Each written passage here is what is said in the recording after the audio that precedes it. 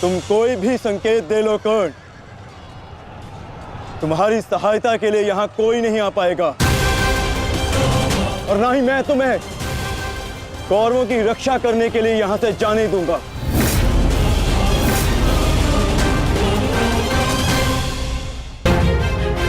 तुम कोई भी संकेत दे लो कर्ण, तुम्हारी सहायता के लिए यहां कोई नहीं आ पाएगा। कौन कहता है कि मैं रक्षा के लिए संकेत दे रहा हूं? माधव भले ही तुम्हारे सारथी हैं, किंतु इनकी नीति मैं तुमसे अधिक पहचानता हूं। तुमने भले ही माधव की सहायता से मुझे युद्ध क्षेत्र से अलग कर दिया, किंतु मेरी रणनीति को विफल नहीं कर पाओगे अर्जुन।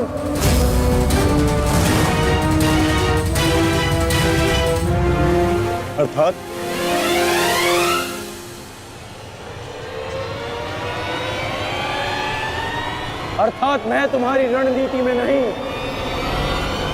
तुम मेरी रणनीति में फंसे हो अर्जुन। तुमने मुझे कौरवों से अलग नहीं किया, बल्कि मैंने तुम्हें पांडवों की सहायता से विमुख कर डाला।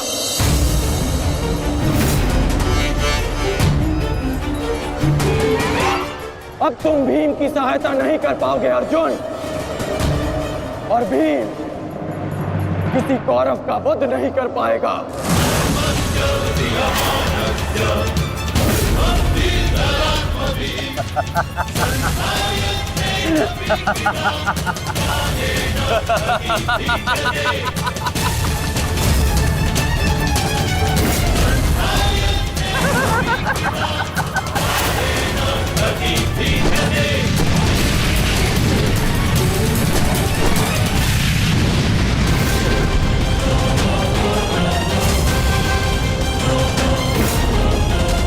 हमारा काल बनकर आए थे मूर्ख भीम, परंतु आज तुम स्वयं अपने काल के जाल में फंस गए।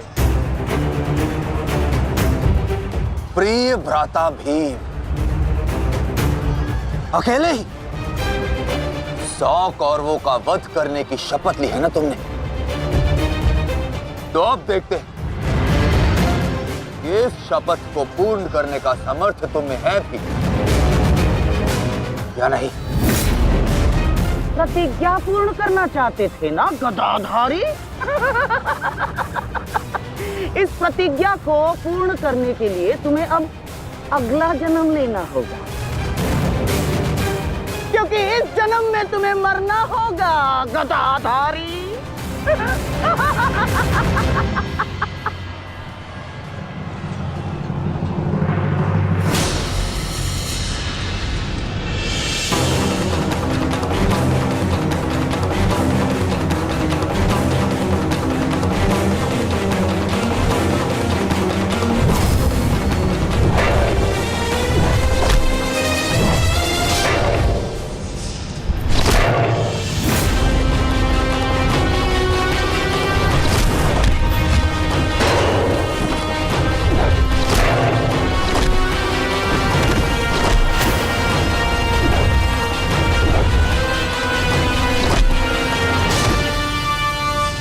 तुमने मेरे भाइयों को बहुत निर्दयता से मारा है भीम।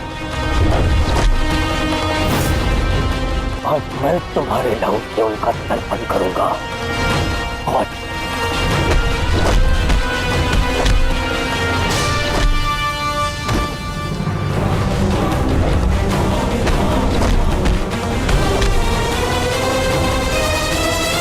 आज मैं तुम्हारे लहू से उनका तर्पण करूंगा।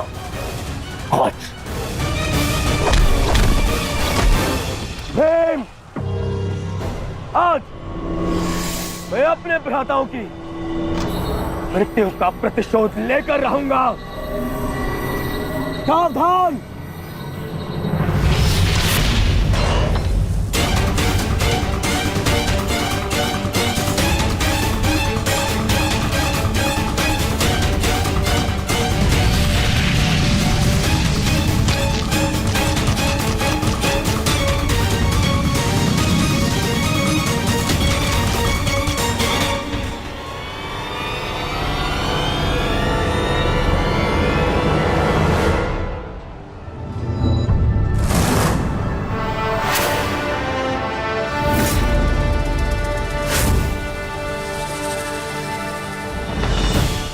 आपका प्रतिशोध पूर्ण हो ना हो, परंतु मेरा प्रतिकार आज अवश्य पूर्ण होगा।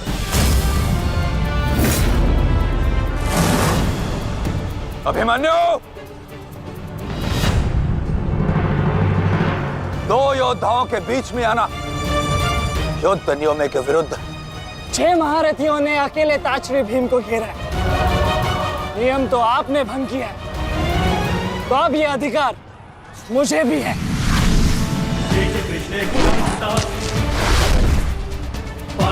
अभिमन्यु! चक्र बंधास्त्र।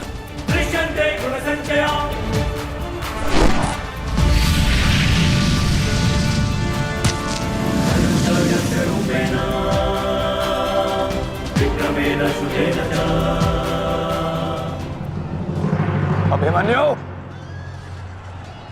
तुम भूल रहे हो,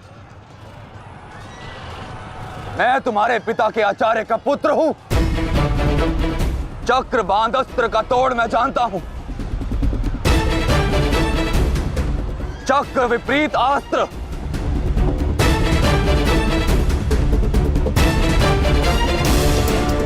भूल तो आप रहे हैं महारथी। विपरीत अस्त्र तभी कार्य करता है जब युद्ध नीतिगत हो। एक योद्धा पर आप सभी ने आक्रमण कर युद्ध नीति भंग की। अब अपनी इस अनीति का दमन देखिए। बालक! बालक! मेरी शत्रुता तुमसे नहीं है। मेरे मार्ग से हट जाओ, अन्यथा अपने प्राणों से हाथ धो बैठोगे। धो तो आज मैं उस कलंक को दूंगा जो मेरे परिवार के माथे पर है, कि अपने कुलवधु के अपमान का प्रतिकार नहीं कर पाए।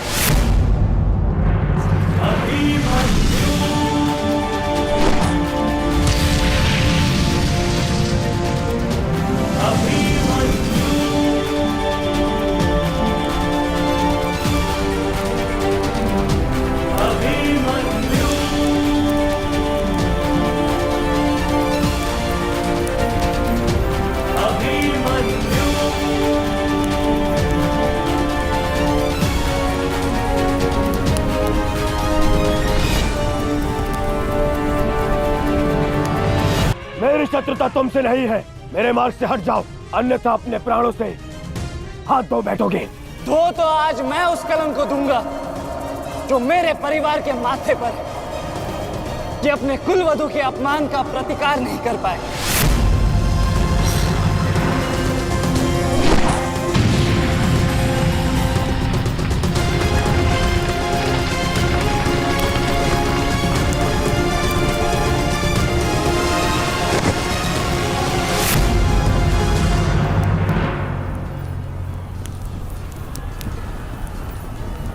अनुभव करो इस ज्वाला को युवराज दुर्योधन। ये वही ज्वाला है जो इतनी वर्षों से मेरी माता के हृदय में धधक रही है।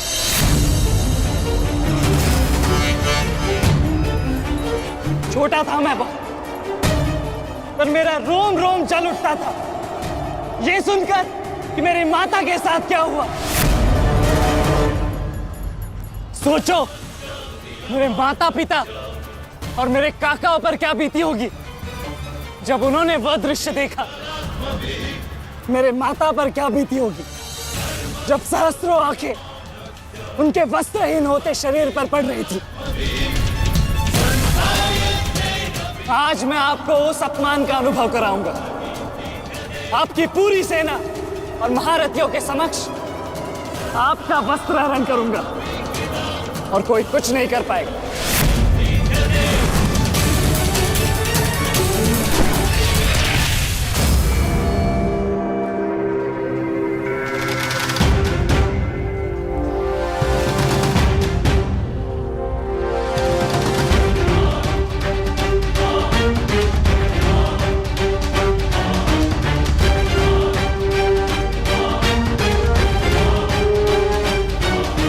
अनुभव करो उस अपमान का, अनुभव करो उस वस्त्र हरण से हुए अपमान का जो आप सभी ने किया।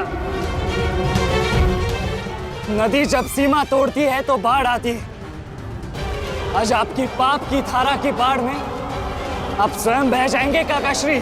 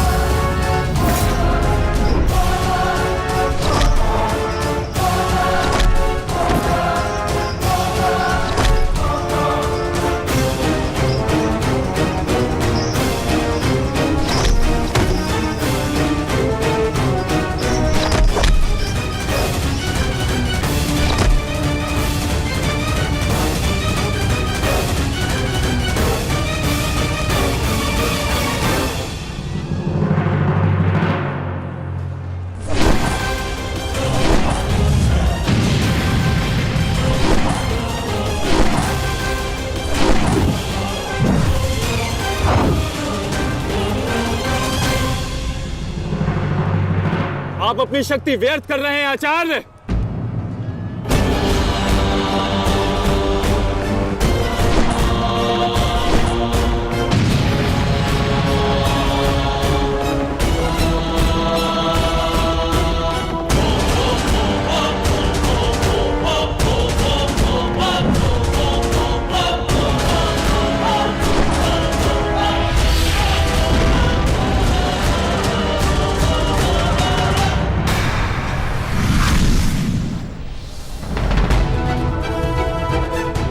दुर्योधन को मेरी सहायता की आवश्यकता है। चलो सत्यसेन।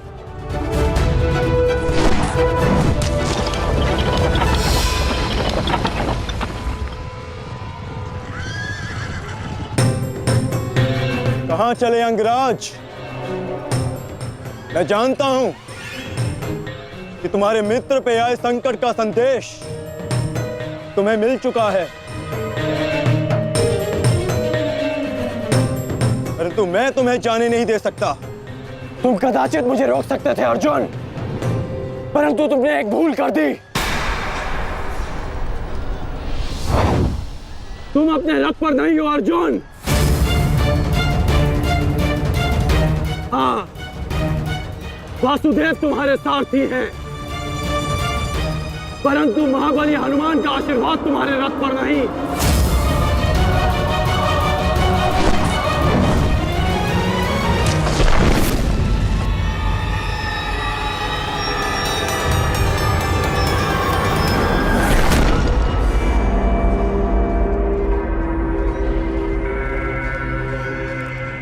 चलो। मैं अभी भी पराजित नहीं हुआ हूं कर्ण। तुम इस प्रकार द्रोण छोड़कर नहीं जा सकते।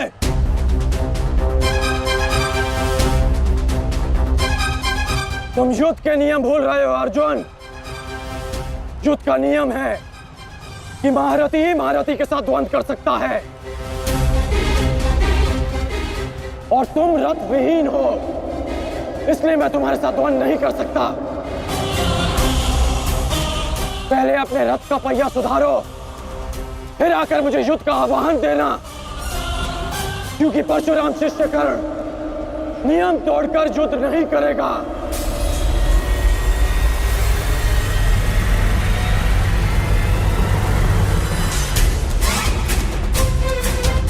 चलो सत्यसेन।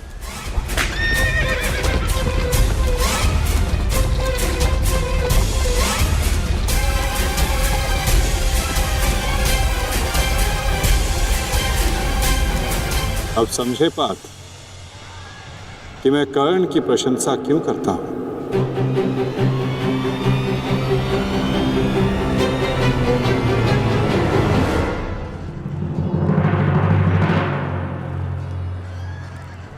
मानता हूं कि आपका वध करना काकाश्री की प्रतिज्ञा थी।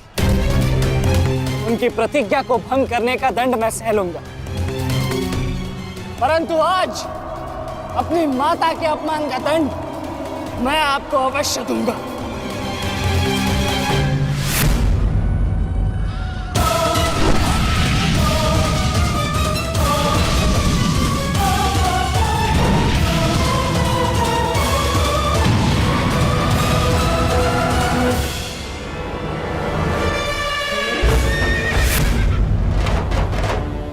किसी की प्रतिज्ञा टूटे, पर मेरी प्रतिज्ञा नहीं टूटेगी अभिमन्यु।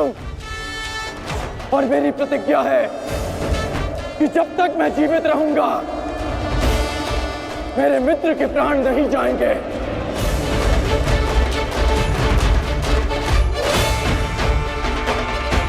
यदि जीवित रहना चाहते हो तो पीछे हट जाओ अभिमन्यु।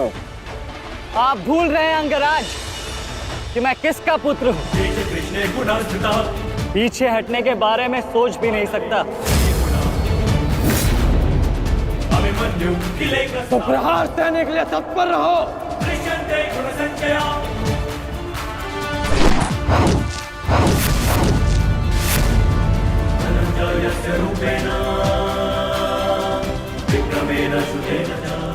ये मेरे लिए पर्याप्त नहीं अंगराज।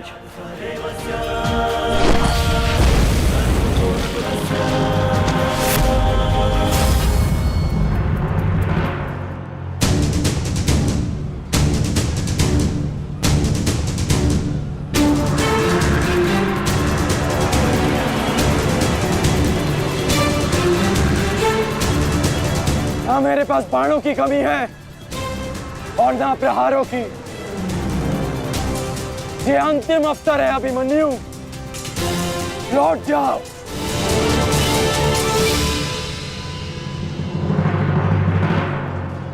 तो मेरे तुनीर में भी उत्तर प्रस्तुत है अंगराज।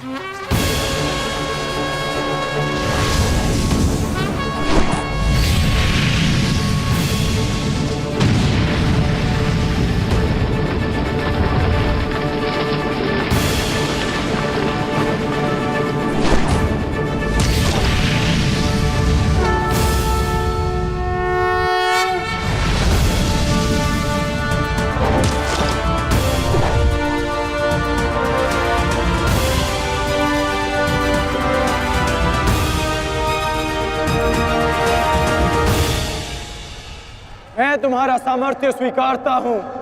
तुम एक कुशल योद्धा हो अभिमन्यु, किंतु कुशल होने के साथ साथ बुद्धिमान होना भी आवश्यक है।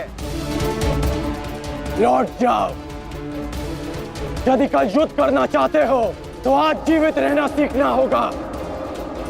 लौट जाओ अभिमन्यु।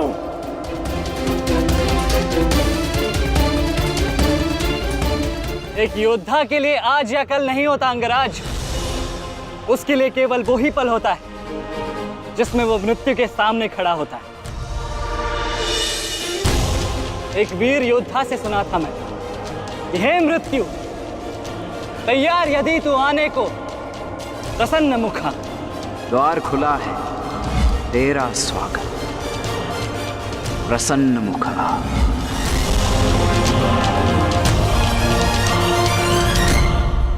मुझे रोकने का अब केवल एक ही अस्त्र है आपके पास। यह आपको मेरा वध करना होगा। तो लीजिए अंगराज, अपने पुत्र के मृत्यु का प्रतिशोध लीजिए। आपके समक्ष आज वो योद्धा खड़ा है जिसके पिता ने आपके पुत्र का वध किया था। प्रतिकार कीजिए अंगराज, रुके क्यों है? क्योंकि जो पीड़ा मैंने सही, मैं नहीं चाहता कि वो पीड़ा मेरा शत्रु भी सहे। कृष्ण ने अपना विकल्प स्वयं चुना था। वो रणभूमि छोड़कर जा सकता था, परंतु उसने मृत्यु चुनी। गर्व है मुझे तुम जैसे युवा योद्धाओं पर, जो अपना कर्तव्य पूर्ण करने के लिए सदैव तत्पर रहते हैं। मैं जानता हूं कि तुम पीछे नहीं हटने वाले अभिमन्यु, परंतु मुझे भी अपना कर्तव्य पूर्ण करना है।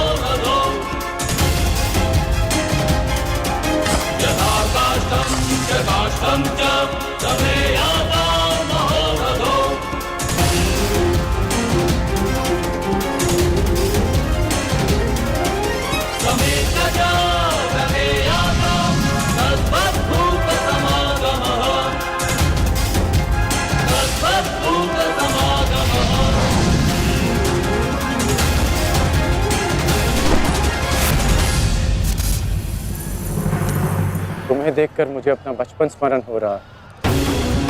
अभी तुम्हारा जीवन आरंभ हुआ है वत्स। इसे इस प्रकार व्यर्थ मत करो। मैं आशा करता हूं कि अगली बार जब हम दोनों मिले तो दो शत्रुओं के भांति नहीं, दो वीरों के भांति एक दूसरे के गले में। अभी तुम्हारा जीवन शेष है।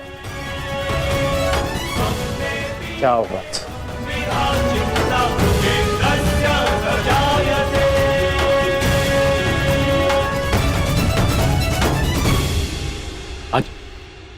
आज कौरवों की विजय हुई है गांधारी। पांडवों की एक अक्षुणी सेना को ध्वंस कर दिया है हमने आज। भीम हमारे एक भी पुत्र को क्षति नहीं पहुंचा पाया, एक भी।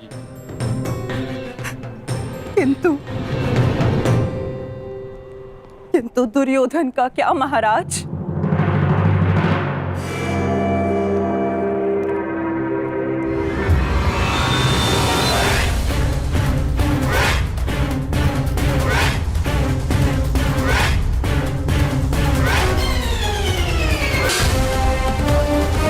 मित्र,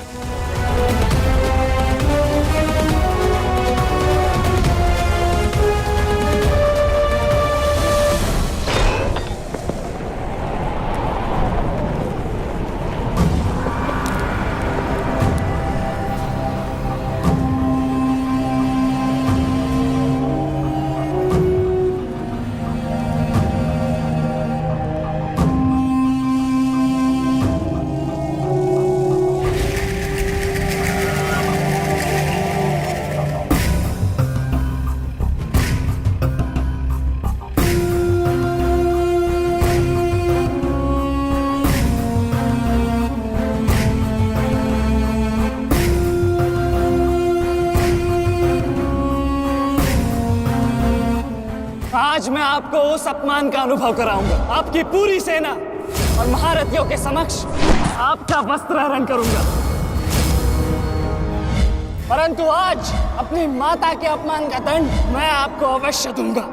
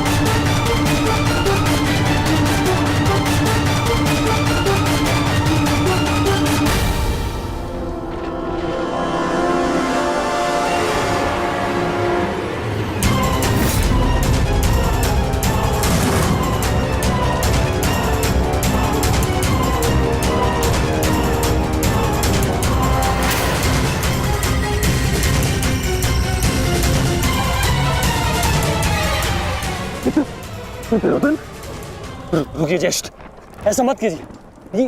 ये क्या कर रहे हैं आप? दुर्योधन, दुर्योधन, ये सब कुछ क्या है? आज के इस युद्ध में हमें विजय मिली है, फिर ये सब कुछ क्यों कर रहे हो तुम? ऐसी विजय जो अपमान की थाली में सजाकर मिले, ऐसी ही विजय से श्रेयस्कर है कि मृत्यु को पालूं।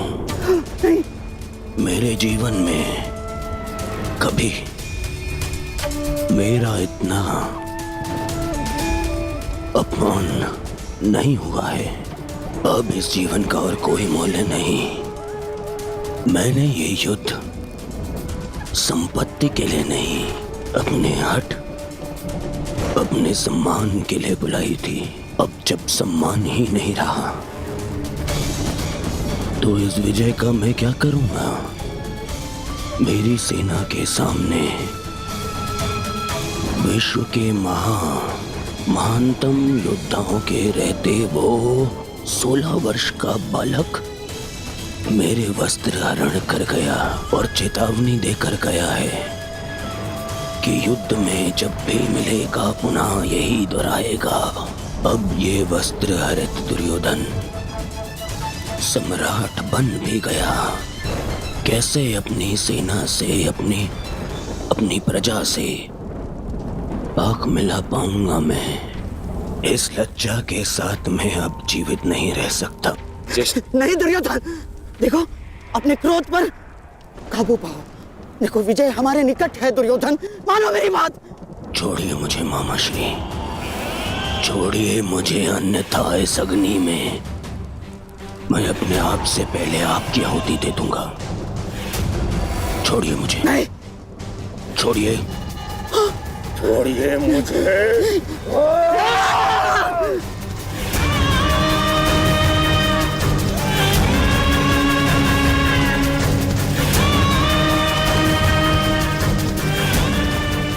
नहीं नहीं दुर्योधन,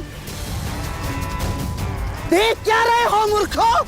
कोई रोको इस अनर्थ को।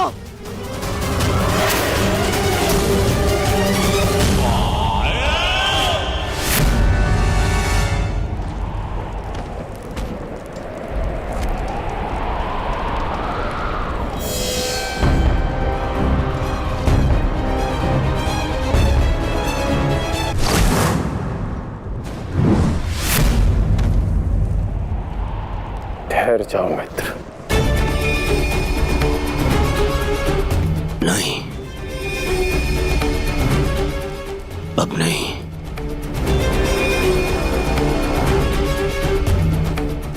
क्रोध में विवेक मत खो बैठा। जो अपना सम्मान खो चुका हो उसके पास खोने को और क्या शेष है? ले लेने देते उस अभिमन्यु को मेरे प्राण, वीर गति तो मिलती। सारी सेना के सामने मेरा वस्त्र हरण कर गया वो बालक, जिन पांडवों का सर कटा हुआ देखना चाहता था उन्हीं का बालक मेरा सर झुका गया।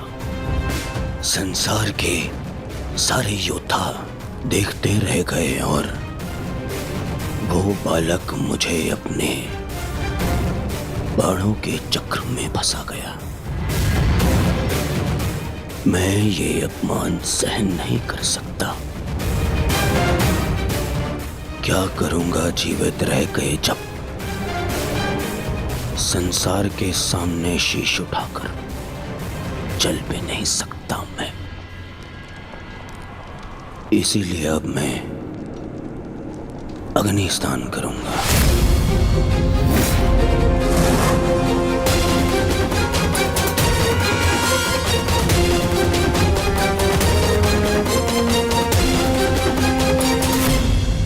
जो अग्नि यहाँ जल रही है उससे कहीं अधिक अग्नि तुम्हारे पिता के हृदय में जल रही है।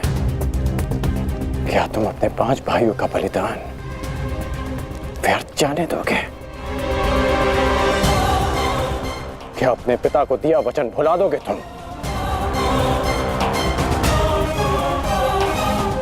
अपने चारों ओर देखो मित्र, क्या ये सब व्यर्थी अपने प्राणों के साथ खेल रहे हैं? जो वीर गति को प्राप्त हुए हैं, क्या उनका बलिदान व्यर्थ जाने दोगे तुम? तुम्हारे अनुज, तुम्हारे मामाश्री, तुम्हारे गुरुदेव, ये सब तुम्हारे सम्मान, तुम्हारे अधिकार के लिए लड़ रहे हैं और तुम अपने कर्तव्य से मुंह मोड़ना चाहते हो। पूछो अपने सैनिकों से कि आज जो युद्ध में हुआ कि क्या वो उससे लज्जित हैं या वो कल युद्ध में उसका प्रतिशोध लेंगे? बोलो सैनिकों। प्रतिशोध लेंगे, प्रतिशोध लेंगे, प्रतिशोध लेंगे।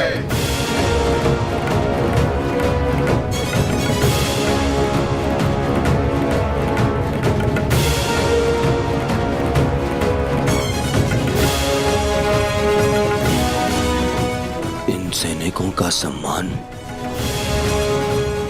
मेरे मन में लगी अग्नि को बुझा नहीं सकता मित्र।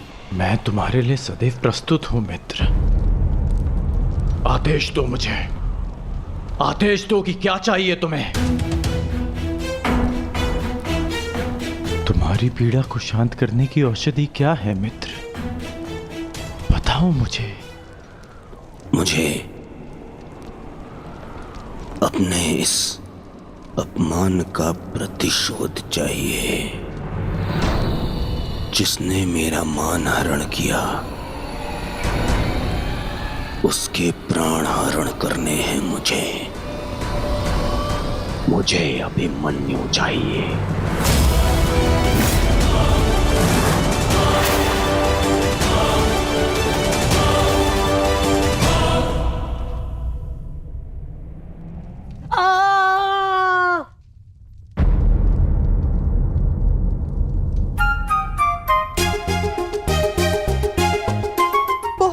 पीड़ा हो रही है ना इन्हें?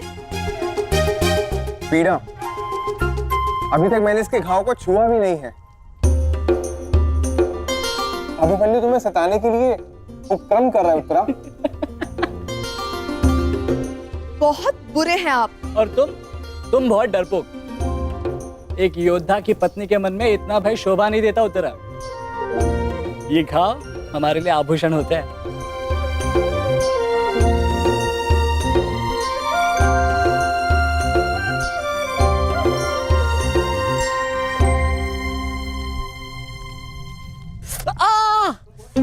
क्यों सताते हो तुम उसे? अब क्या करूं माता, वो तो आजकल हर बात पर क्रोधित हो जाती है। और अब आप भी मुझे डांट रही हो। तुम्हें अधिक चोट तो नहीं आई ना पुत्र? नहीं पिताश्री, बल्कि बहुत कुछ सीखने को मिला। सच में अंगराज कर्ण एक महान योद्धा है। उन्हें आपके अतिरिक्त और कोई टक्कर नहीं दे सकता। हाँ पुत्र, परंतु हम दोनों के लक्ष्य और सोच भिन्न है। मुझे तुम पर गर्व है।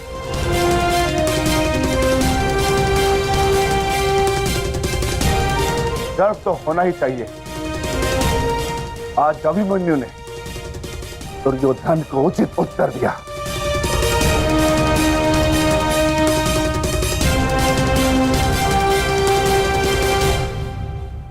सत्य अभिमन्यु, आज तुमने जो युद्ध भूमि में किया वो अद्भुत था, और मुझे विश्वास है कि कल का दिन इतिहास में तुम्हारा नाम सदैव के लिए अमर कर देगा अभिमन्यु।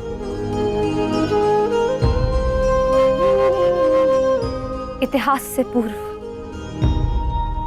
मेरे पुत्र ने अपनी छवि मेरे मन में अमर कर दी है। 14 वर्षों के पश्चात आज पहली बार मन को एक शीतलता पहुंची कि मेरे पुत्र ने मेरे साथ हुए अपमान और अत्याचार का भान उस दुर्योधन को करवाया। मेरी आत्मा को जैसे एक वस्त्र का संबल मिल गया। इसके लिए मैं सदैव के लिए अभिमन्यु की ऋणी रहूं। जीवन तो पल पल में है सखी। जिस पल को जी लो वही जीवन होता है। आज तुम प्रसन्न हो, जी लो सखी। आज का दिन जी लो। कल का दिन उस अभिमन्यु के जीवन का अंतिम दिन होना चाहिए। और स्मरण रहे, सरल मृत्यु नहीं देनी है उसे। मृत्यु आने की पीड़ा का आभास कराना है। और जब तक वो भूमि पर रेंगता हुआ दया की भीख ना मांगे, मृत्यु नहीं आनी चाहिए उसे।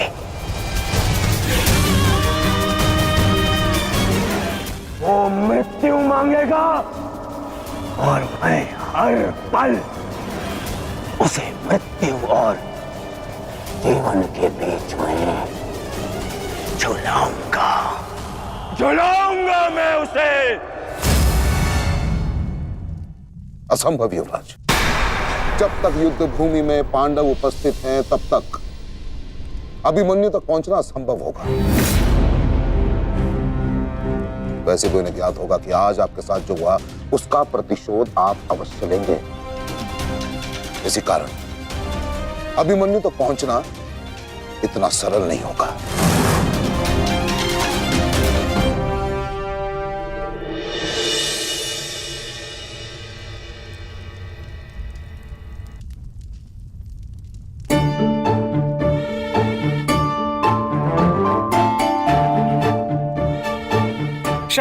क्षमा कर दो, भूल हो गई बस। अच्छा, क्षमा भी कर दो। जिसने युवराज दुर्योधन का मस्तक झुका दिया वो आज तुम्हारे समक्ष सर झुकाए मना रहा है तुम्हें। देखो, किसी ने मुझे इस प्रकार सर झुकाए देख लिया ना तो मेरा बहुत उपहास उड़ाया जाएगा। पहले वचन दीजिए कि भविष्य में आप इस तरह मेरा उपहास नहीं बनाएंगे। आपको अनुमान भी है मैं कितनी भयभीत हो गई थी। अब इसमें भयभीत क्या होना उत्तरा? आप नहीं समझेंगे, मुझे आपसे बात ही नहीं करनी। तो ठीक है, मत बात करना, परंतु कल यदि लौटा नहीं ना तो पछताना नहीं कि दोबारा ऐसे मत बोलना आर्य। भाई खो चुकी हूँ, पति नहीं खो सकती। क्षत्रिय हूँ, अपने अधिकार लेना जानती हूँ। आपको लौटना होगा क्योंकि इस बार केवल मैं नहीं, आपकी होने वाली संतान भी आपकी प्रतीक्षा करेगी।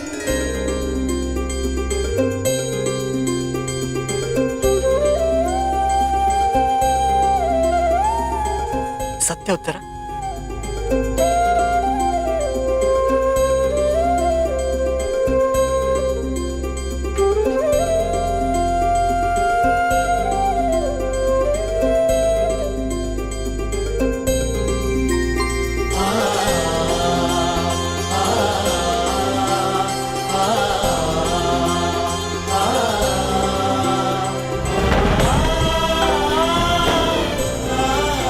मैं तुम्हें वचन देता हूं उत्तरा, तुम और हमारी संतान सदा मुझ पर गर्वित रहेंगे। जानती हूँ आपकी संतान बहुत भाग्यशाली है, उसे अपने पिता की शौर्य गाथा सुनने को मिलेगी। गाथाएं विजय के साथ होती है उत्तरा, और विजय अभी शेष है। युद्ध शेष रहे या न रहे, उस अभिमन्यु के प्राण शेष नहीं रहने चाहिए आचार्य। आप सेनापति तीरगत के वीर नरेश शर्मा, मध्य नरेश शैल्य, अश्वत्थामा महाराज, इतने वीरों के होते हुए भी क्या एक बालक को बंदी बनाया नहीं जा सकता? तुम्हारे प्रतिशोध के लिए केवल कुशल योद्धाओं की नहीं बल्कि एक उत्तम योजना की आवश्यकता है मेरे होने वाले सम्राट। हमारी सफलता एक उत्तम योजना में छिपी है।